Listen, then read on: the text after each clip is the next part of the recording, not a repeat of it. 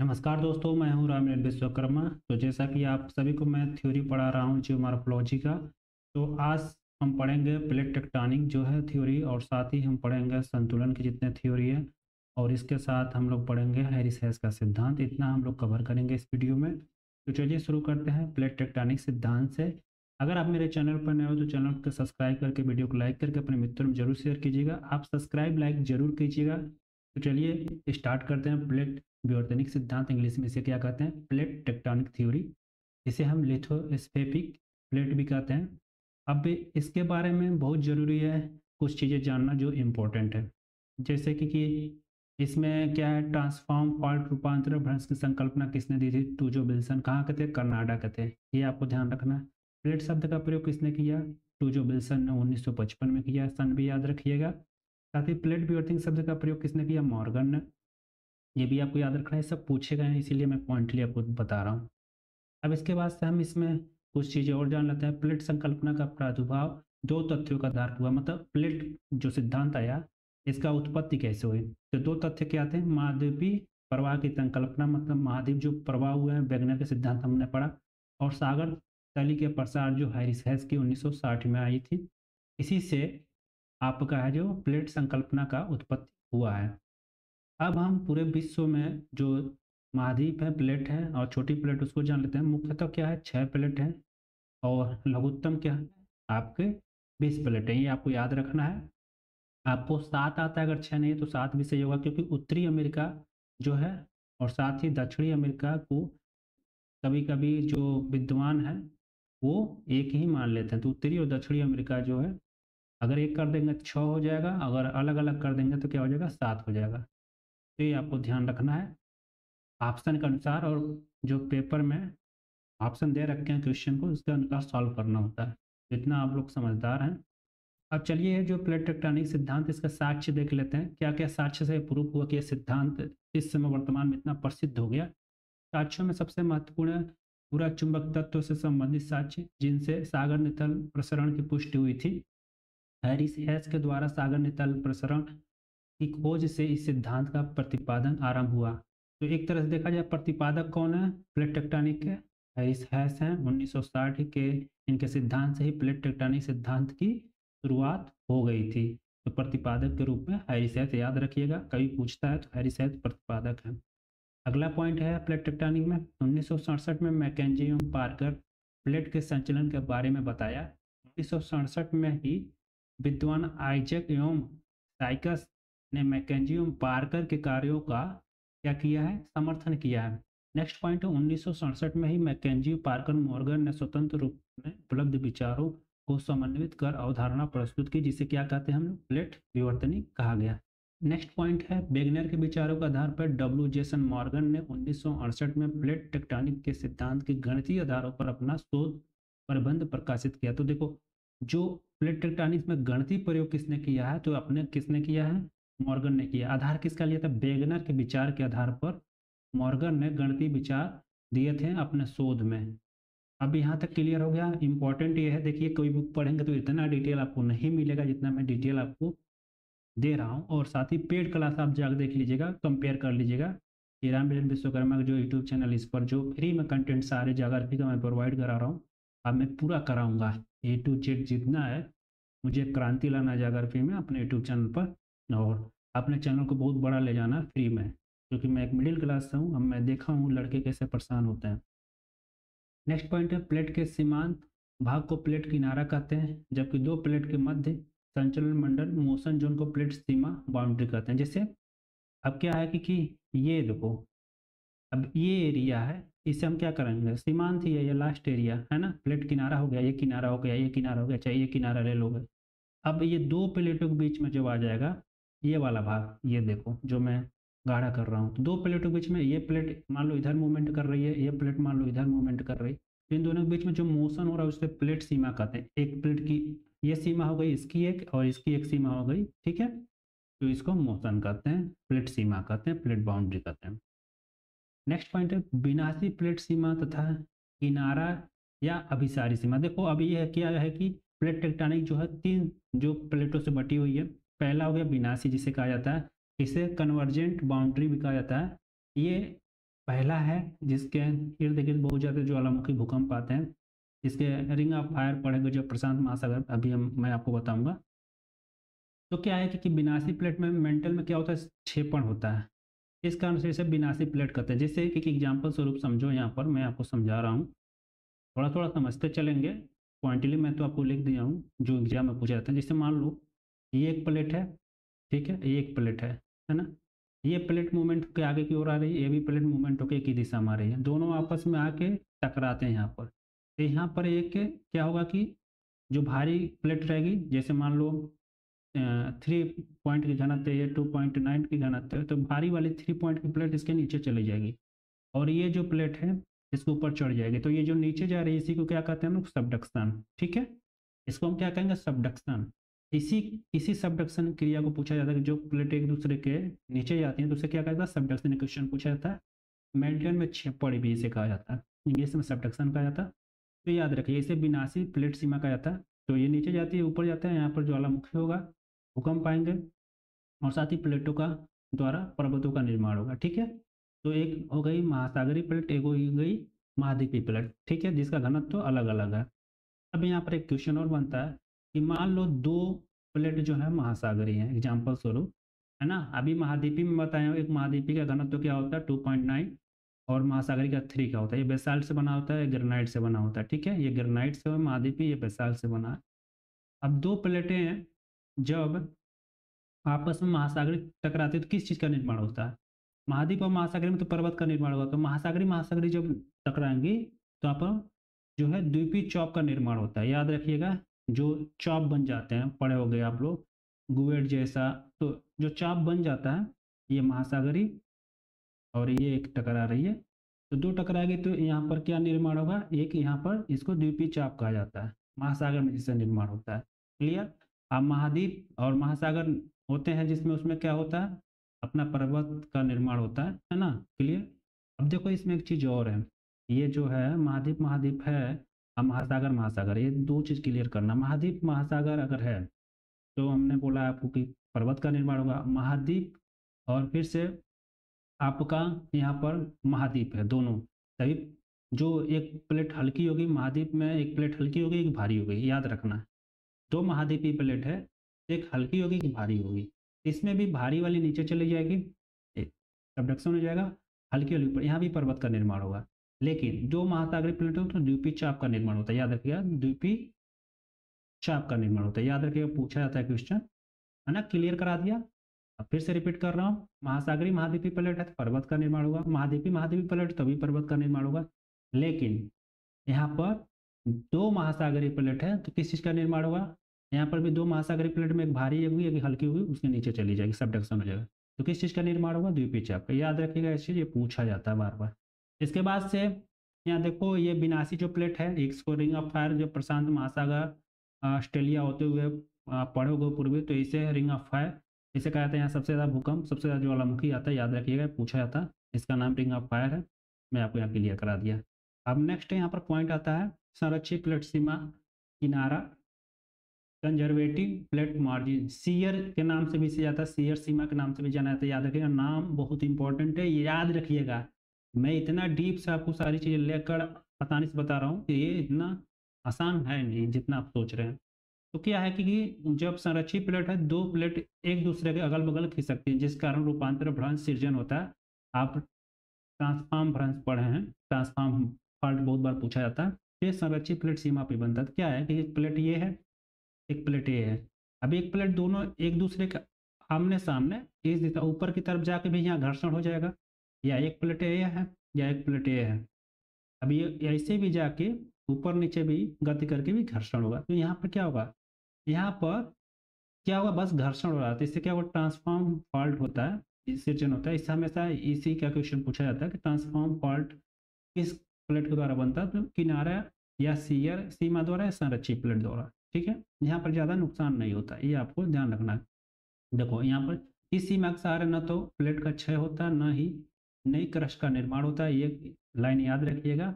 फिर से आता है रचनात्मक प्लेट। ये प्लेट कहाँ पर, ये प्लेट है ये सकार की जो है अपना अटलांटिक महासागर, वहाँ पर है। रचनात्मक प्लेट सीमा या किनारा इसे कहा जाता है, ये आप लोग याद रखिएगा। फिर से इसे अपसारी भी कहा जाता है, समवर्ती भी कहा जाता है, ये आपको नाम याद रखना है। देखो जो विनाशी प्लेट ना उसे अभिसारी भी कहा जाता है ना? याद रखिएगा, मैं बता दूँ। तो ये क्या है कि रचनात्मक प्लेट सीमा में देखो अपना प्रशांत महासागर सिकुड़ रहा है, अटलांटिक महासागर क्या है? फैल रहा है। तेज गति से फ्यूचर में इसका विस्तार हो जाएगा। तो यहाँ पे 2 प्लेटें जो होती है एक दूसरे के विपरीत दिशा में क्या होती है? खिसकती हैं। क्या है? ये अटलांटिक महासागर अपना यहाँ कटक का निर्माण है ना? औसतन अटलांटिक महासागर की जो देखोगे गहराई पूछा जाता है, तो ये 3900 है ना? हिंद महासागर का अपना 4000 है ना? उसका 45-75 उसका है करीब-करीब, ये लमसम मैं बता रहा हूँ। तो ये आपको याद रखना है, ये इसकी औसत गहराई है कितना डीप तक है। ये 3 किलोमीटर इसकी औसतन कटक की ऊँचाई है, किसका? अटलांटिक महासागर में जो एस आकार का आंध्र महासागर है उसका। तो यहाँ पे क्या होता है नई प्लेटों का सृजन, नई पदार्थों का क्या होता है? निर्माण होता है। ये प्रक्रिया मध्य महासागरीय कटक के सहारे संपन्न होता है, जहाँ 2 प्लेट विपरीत दिशा में अपसारित होती हैं, सरकती हैं।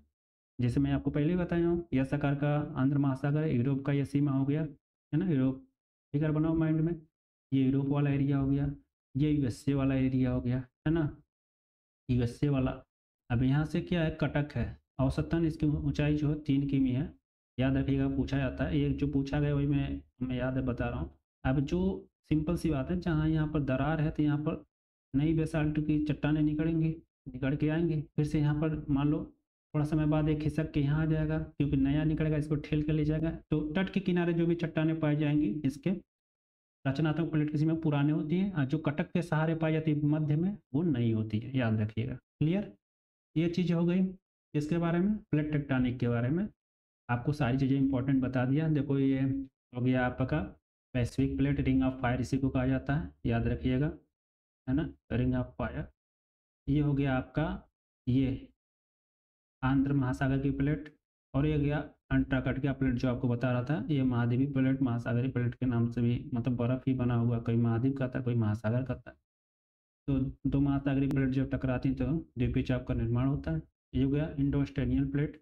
यहाँ पर इंडो ऑस्ट्रेलियन प्लेट, ये इंडो ऑस्ट्रेलियन प्लेट नीचे था, फिर से यूरेशिया प्लेट टकरा रहा तो ये नीचे चला था, क्योंकि ये पानी के सहारे भारी है। जो भी 2 महाद्वीपीय, देखो इंडो ऑस्ट्रेलियन प्लेट में महाद्वीपीय प्लेट है, याद रखिएगा क्या है? महाद्वीपीय प्लेट है। लेकिन ये क्या, पानी में दबा हुआ, तो इसका घनत्व क्या होता है? ज़्यादा है। तो ये नीचे चला था यूरेशियन प्लेट के, तो सबडक्शन यहाँ पर होगा। तो सबडक्शन होगा तो सीधी सी बात है, क्या निर्माण होगा? पर्वतों का। सबसे बड़ा पर्वत देख ही रहे हो यहाँ पर। फिर से यहाँ पर देखोगे, ये यहाँ पर नजाका प्लेट है, नाजिका पूरब की ओर खिसक रही है, इतना मैं डिटेल बता रहा हूँ। और ये जो है यहाँ पर फाल्ट जो है ये क्या है? रचनात्मक प्लेट का आंध्र महासागर में, ये दक्षिण अमेरिका, और यहाँ पर देखो अमेरिका के करीब में, ये नई चट्टानें निकल के पुरानी चट्टानें यहाँ पर बन रही है इस एरिया में। अब ये इधर खिसक रहा है, ये फैल रहा है आंध्र महासागर। अब पूर्वी पैसिफिक प्लेट जो है ये यहाँ पर देखोगे, यहाँ पर प्रेशर किस पर जान रहा है? यहाँ फिगर में दिखाया जा रहा है कि डाल रहा नाच का, क्योंकि ये जो यहाँ पर देखो कोकोज, यहाँ पर कोकोज प्लेट याद रखिएगा, पूछा था एग्जाम में। फिर से यहाँ पर नुआ डिपुका प्लेट है, नुआ नुआ जी डी पुका, याद रखिएगा। ये मैं नाम बता दे रहा हूँ, साफ लिखा नहीं पा रहा है, ठीक है? तो ये आप लोग नुआ जी डी पुका। तो देखा जाए कोकोज नाच का, ये क्लियर करता हूँ आपको। तो देखा जाए जो नुआंजी टिफुका है यहाँ पर, ये राकेश पर्वत का निर्माण में योगदान दे रही है। यहाँ पर फिर से कोकोच प्लेट हो गया, नाच का देखो यहाँ पर आपका एंडीज पर्वत का निर्माण में, विश्व का सबसे लंबा पर्वत का निर्माण में योगदान दे रही है, ठीक है ना? ये आप देखोगे कि पैसिफिक प्लेट किस दिशा में जा रही है, देखो पश्चिम और उत्तर दिशा में ये सरक रहा है पैसिफिक प्लेट, या ध्यान से देखो, ये आप पश्चिम दिशा में देखोगे, है ना? ये सरक रहा है। इन दोनों के बीच में देखोगे ये गैप बन रहा है ना? गैप बन रहा है किसके कारण? क्योंकि ये पश्चिम दिशा में जा रही है, और नाजका प्लेट जो है नुआंटिटिकुका है पूर्व दिशा में, उत्तर पूर्व में सरक रही है। कोकोच किलिंग जो प्लेट पूछा जाए, हिंद महासागर में कोकोच प्लेट पूछा जाए, तो ये जो आपका है यहाँ पर है, ये प्रशांत महासागर के उत्तरी में और दक्षिणी में के बीच में। क्लियर? बिंद में लगा दिया इस एरिया में। इतना मैं आपको समझाने की कोशिश कर रहा हूँ, ये याद रखना है। सी फ्लोर स्प्रेडिंग 1960 में हैरिस हैस के द्वारा दिया गया था। अब ये जो है हिस्ट्री ऑफ ओशियन बेसिन 1962 में अपनी संकल्पना को प्रस्तुत करने का प्रयास किया था। साथ ही नेक्स्ट पॉइंट है continent and ocean basin evolution by spreading of sea floor Dietz के द्वारा दिया गया था 1 जून 1961 को, याद रखिएगा। सागर नितरण प्रसारण शब्द का प्रयोग रॉबर्ट डीच ने 1961 में किया था, ये भी आपको याद रखना है। इतनी फास्ट और इतने संक्षेप में मैं बताने की कोशिश कर रहा हूँ जिससे आपका जो है इंपॉर्टेंट पॉइंट जितने हैं याद हो जाएं। अब साक्ष्य क्या है सागर नितरण प्रसारण के, क्यों इसके बारे में चर्चा हुई? क्या है कि पहला पॉइंट बताता है चट्टानें दूर जाती हैं सागर में तो पुराने होते हैं, जैसे अभी आंध्र महासागर वाला ये फिगर बनाना दिमाग में। नजदीक जो चट्टानें होती हैं अपसरण से वो नए चट्टान होते हैं, जैसे अभी आंध्र महासागर यस आकार का है, यहाँ कटक का निर्माण हो रहा है इस एरिया में, ये पूरा पूरा ये यूएसए का एरिया है, ये यूरोप का एरिया है। तो यहाँ पर इस एरिया में जितनी चट्टानें होंगी नई नई होंगी, नई नई चट्टानें जो होंगी वो सारे सारे क्या होंगी, नई होंगी, बेसाल्ट होंगी। फिर से ये ज्यों तट की ओर यूएसए और यूरोप की ओर जाएंगे तो पुरानी हो जाएंगी। ये चीजें यहाँ साक्ष्य प्राप्त होता है सागर नितल प्रश्न हेरिसेस के, ये साक्ष्य पहला इनका है। दूसरा क्या है, भूवैज्ञानिक तथा भूभौतिकविदों के प्रारंभिक कार्यों पर आधारित था ये सिद्धांत, ये आपको ध्यान रखना है, बहुत इंपॉर्टेंट है दोनों पॉइंट। तीसरा क्या है कि 1952 में मैसन ने प्रशांत महासागर में चुंबक मापी यंत्र की सहायता से सागर नितरण की शैली के चुंबक तत्व से संबंधित महत्वपूर्ण सूचनाएं प्राप्त की थी। 1963 में वाइन तथा मैथ्यू ब्रिटिश एवं मुरले जो है कर्नाटक है हिंद महासागर में कासबाग कटक के मध्यवर्ती भाग का चुंबकीय सर्वेक्षण किया था, तो वहां से भी साक्ष्य मिल गए थे कि जो है कटक के सहारे जो है निकल रहे हैं क्या मैग्मा, और उससे क्या होता है कि स्प्रेडिंग होता है, फैलाव होता है, और वहां पर जो है प्लेटों का नया निर्माण हो रहा है। फिर से 1964 में फॉक्स डोयल डेलरिम्पन हेरिटेज जेलर 1966 जो है ये 1966 में इन्होंने दिया है हेरिटेज जेलर। विभिन्न क्षेत्रों में अध्ययन के बाद सत्यापित हो गया कि चुंबक तत्व क्षेत्र में उत्क्रमण होता है, मतलब इसमें आपको वाइन मैथ्यू और मोरले जरूर याद रखना है, बहुत बार पूछा गया है इनसे साक्ष्य बहुत बार पूछा, जैसे मैसन का भी नाम याद रखिएगा। विभिन्न महासागरों का प्रसरण दर जान लीजिए। अब हैरिस हैस के सिद्धांत के अनुसार प्रशांत महासागर में जो प्रसरण हो रहा है 6 सेमी प्रतिवर्ष हो रहा है, अटलांटिक महासागर 1 से 1.5 सेमी प्रतिवर्ष खिसक रहा है, हिंद महासागर जो है 1.5 से 3 सेमी प्रतिवर्ष जो है सरक रहा है। ये याद रखिएगा, पूछा जाता है डाटा, ये भी बता दिया। अब यहाँ पर हमारा जो है सागर नितल प्रसरण में जो इंपॉर्टेंट पॉइंट थे वो खत्म हो गए। आंध्र महासागर में जो प्लेटों का सरकना था उसी के बारे में पता लगाना था कि यहाँ पर अतिक्रमण क्यों हो रहा है, आखिर में नई प्लेटों का विस्तार क्यों हो रहा है, यही जानना था। नेक्स्ट यहाँ पॉइंट है 8 किया हूँ, वेलेंटाइन तथा मूर्ति ने महाद्वीपों तथा महासागर को प्रारंभ से आज तक के इतिहास की पुनर्रचना का प्रयास किया, मतलब जिसे हम पेंजिया पेंथलाता पढ़ते हैं, तो अब से लेकर प्रेजेंट जो चल रहा है, प्रेजेंट से लेकर पास्ट, पास्ट से लेकर वर्तमान तक जो भी चीजें हुई हैं उसकी रचना करने का प्रयास किया कि महाद्वीप पहले इकट्ठा थे, फिर से टूटे, यूएसए बना, है ना, अमेरिका बना, यूरोप बना, ये सारी चीज़ों का ये फिगर किसने फिगर आउट किया, वेलेंटाइन ट्रामोर्सन। अब क्या है यहाँ पे एक चीज़ और जान लो, समकालिक रेखा आइसोक्रोन समान तिथियों को बिंदुओं को मिलाने वाली रेखा है, ये आपको याद रखना, ये इससे जुड़ा हुआ था।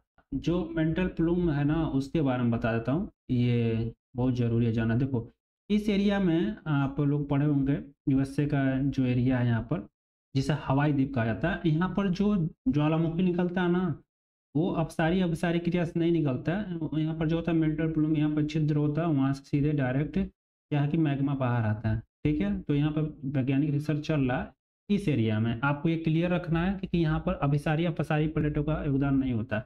भू संतुलन का सिद्धांत देख लेते हैं। देखो भू संतुलन सिद्धांत वही जानना है जो एग्जाम में पूछे जाते हैं, ऐसे नहीं कि हम लोग को खूब पढ़ लेना है कोई फायदा ना हो। तो भू संतुलन सिद्धांत का जो है 1735 में पियरी बोगर ने एंडीज पर्वत अभियान के दौरान भू संतुलन के बारे में कार्य आरंभ किया था सर्वप्रथम, अकॉर्डिंग द फुल्लर के बुक में ये चीज दिया है। तो 1735 में पियरे बोग ने, अगर अकॉर्डिंग दो देखा जाए सविंदर संतुलन में कार्य बहुत पहले 1859 में ही आरंभ हो गया था, ये किसके अनुसार है, सविंदर सर के अनुसार। अब यहाँ पर देखो संतुलन शब्द का प्रयोग सर्वप्रथम अमेरिका का प्रसिद्ध भूगोलवेत्ता डटन महोदय ने 1889 में किया था, ये आपको याद रखना। आइसोस्टैटिक जिसे कहा जाता है, ये आपको शब्द याद रखना है, बहुत बार पूछा जाता है। अब नेक्स्ट यहाँ पर आधार तल को क्या हम कहते हैं, आधार तल को हम सब दबाव तल या समतोल, आइसोस्टैटिक्स लेवल या क्षतिपूर्ति तल, ये याद रखिएगा, ये पूछा जाता है बहुत बार।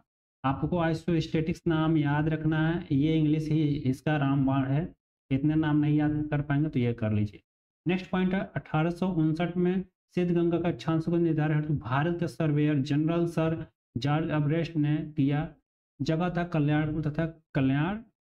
नेक्स्ट यहाँ पर पहला सिद्धांत था भू संतुलन से सर जॉर्ज एरी की संकल्पना। इनका संकल्पना में कोटेशन याद रखना है बस, इससे ज़्यादा कुछ नहीं। विभिन्न स्तंभों का घनत्व बराबर होता है, उनकी गहराई में परिवर्तन, मतलब यहाँ पर देखो कि ये सारे जो है ना ये स्तंभ, इनका घनत्व जो होता है हमेशा बराबर होता है। मतलब इसका घनत्व अगर 3 है तो 3 ही रहेगा, 2 है तो 2 ही होगा। सबका घनत्व क्या छोटा बड़ा हो, जैसे मान लो ये मैदान है, ठीक है, ये मान लो यहाँ पर क्या है कि पठार है ना, ये मान लो यहाँ पर पर्वत है, ठीक है, ऐसे चाहे पहाड़ है, तो इनका घनत्व 2 ही रहेगा। लेकिन इनके सामान्य घनत्व के बाद इनके गहराई में क्या होगा, यहाँ परिवर्तन हो जाएगा। जैसे जितना बड़ा पर्वत है उसकी गहराई उतनी डीप होगी, है ना। मैदान छोटा था इसकी गहराई कम हो गई। तो ये कहते हैं कि घनत्व तो बराबर होता है विभिन्न स्तंभों का, लेकिन उनकी गहराई में क्या होती है, परिवर्तन होता है। क्लियर, ये सर जॉर्ज एरी की संकल्पना है। इसके बाद से प्राट की संकल्पना आता है। प्राट की संकल्पना में क्या होता है कि ऊंचा स्तंभ कम घनत्व, नीचा स्तंभ अधिक घनत्व, ये आपको ध्यान रखना। ऊंचा स्तंभ क्या है, अब मान लो कि ऊंचा स्तंभ सबसे ज्यादा क्या पर्वत है ना, तो ऊंचा स्तंभ कम घनत्व हो गया, नीचा स्तंभ अधिक घनत्व, मतलब मैदान का ज्यादा घनत्व होता है, ठीक है। इस उससे कम किसका होता है, मैदान से अगर आओगे डिसेंडिंग ऑर्डर में और वही क्रम में मैदान से नीचे होगा तो क्या होगा, पठार होगा। पठार का घनत्व जो होगा आपका मैदान से कम होगा। फिर से यहाँ पर पहाड़ का होगा, फिर से सबसे कम किसका होगा, पर्वत का होगा। क्लियर, ये प्राट के अनुसार कि जिसका जो है घनत्व जो है ज्यादा है वो क्या होगा, सबसे नीचे होगा। अब इसके क्षतिपूर्ति रेखा का इन्होंने प्रयोग कर दिया था। सबसे ज्यादा घनत्व शीशा के या चांदी का होगा, है ना, इनके अनुसार। तो क्षतिपूर्ति रेखा का सहारा है धरातल के बराबर क्षेत्र के नीचे बराबर द्रव्यमान होना चाहिए। मतलब ये कहते हैं कि जो भी परिवर्तन हो रहा है क्षतिपूर्ति तल के ऊपर ही हो रहा है, इसके नीचे जो है क्या होता है, सब कुछ बराबर है। ऊपर ही क्षतिपूर्ति तल के ऊपर ही सारे घनत्व में बदलाव हो रहे हैं। हिस्कैन की संकल्पना देख लेते हैं। हिस्कैन ने 1933 में एरी और प्राट की संकल्पनाओं को आपस में मिलाकर अपनी नई संकल्पना प्रतिपादन की। ये आप याद रखना किसने मिलाया आपस में, हिस्कैन ने, पूछा गया है पेपर में, याद रखिएगा। हेपर्ड एवं बोबी की संकल्पना, हेपर्ड तथा बोबी ने प्राट के मत से मिलते जुलते अपना अलग मत का प्रतिपादन किया। अब बोबी ने एरी तथा प्राट के विचारों का तुलनात्मक अध्ययन किया, ये आपको याद रखना है। तुलना करके देखो, एरी और प्राट का तुलना कर दिया था बोबी ने, ये आपको याद रखना है। जोली की संकल्पना कब आई थी, 1925 में। संतुलन के सिद्धांत पर अपना मत प्रकट करते हुए होफोर्ड और बोबी की मत का खंडन किया था। किसने किया हेफोर्ड और बोबी की मत का खंडन, ये जोली महोदय ने किया। कब किया था, 1925 में। इसके बाद से लास्ट आर्थर होम्स की संकल्पना। आर्थर होम्स की जो विचार है सर जॉर्ज एरी की मत से मेल खाता है। मतलब एरी क्या बोलते हैं, एरी बोलते हैं कि कोई चीज जितना बड़ा है, कोई चीज जितना बड़ा है उसके एक देखा जाए ऊपरी घनत्व में कोई बदलाव नहीं होता। ऊपरी मान लो ये छोटा है, इसका घनत्व 2 ही होगा, इसका 2 ही होगा, ये बड़ा खूब है उसका भी वही होगा। लेकिन जो जो डीप जाएगा, मान लो सबसे बड़ा था, इसकी गहराई में उतना ही जड़ होगा। फिर से कम बड़ा है तो इसकी गहराई कम होगा। ये थोड़ा ज़्यादा बड़ा है तो इसका थोड़ा ज़्यादा होगा, ये भी थोड़ा ज़्यादा बड़ा है तो इसका। तो ये कहते हैं क्या, ये रिमूव और ऑर्थोरम सेम संकल्पना दोनों देने का प्रयास करते हैं। क्लियर, तो यहाँ पर हमारा जो खत्म होगा किसकी संकल्पना, हमारा जो भू संतुलन सिद्धांत का। देखो कितना आसान था। अब यहाँ पर रिफ्ट घाटी से उत्पत्ति परिकल्पना जो पूछा गया अभी एमपी असिस्टेंट प्रोफेसर में, वो देख लेते हैं। रिफ्ट घाटी की उत्पत्ति संबंधी परिकल्पना में तनावमूलक परिकल्पना आता है, वर्तमान में ये मान्य नहीं, याद रखिएगा। और दूसरा था संपीड़न परिकल्पना। अब इसमें आपको बस ही नाम याद रखना है। संपीड़नात्मक परिकल्पना में कौन आता है, बेलेंड, बेली, बिलिस, वारेन डी, स्मिथ और ब्लाड, इन्होंने संपीड़नात्मक परिकल्पना दिया है। तनावमूलक परिकल्पना और संपीड़नात्मक परिकल्पना, तनावमूलक वर्तमान में मान्य नहीं है। बेलेंड, बेली और बिलिस, वारेन डी, जो स्मिथ और ब्लाड का नाम याद रखना है, ये आपको याद रखना। ब्लाड की जो परिकल्पना है, रिक्त घाटी का निर्माण कई कर्मिक अवस्थाओं में होता है, ये बताए थे। दाब के कारण किसने बताया है, वेलेंड ने और तथा बेली ने, बस इतना याद रखिएगा। तो ये चीज़ें बस। अब मिट्टियों का वर्गीकरण है, ये हम लोग अगले वीडियो में जानेंगे क्योंकि वीडियो लंबा हो जाएगा नेक्स्ट पार्ट में। तो ये तीसरा पार्ट था। आप लोगों को कैसा लगा मेरा पढ़ाया हुआ, मैं वही चीज़ पढ़ाने की कोशिश की हूँ जो इम्पोर्टेंट है। सारे एग्जाम में क्वेश्चन पूछा था, अगर कुछ थोड़ा नॉइस आया तो माफ़ कीजिएगा, यहाँ बच्चे भी हैं और ये थोड़ा हाँ आउटसाइड एरिया है, गाँव टाइप, तो थोड़ा यहाँ पर शोर हो सकता है। तो फिलहाल इस वीडियो में इतना ही। नए हो तो चैनल को सब्सक्राइब करके लाइक करके अपने मित्रों में जरूर शेयर कीजिएगा। मिलता हूँ आप सभी से नेक्स्ट वीडियो में। आप सभी का तहे दिल से धन्यवाद।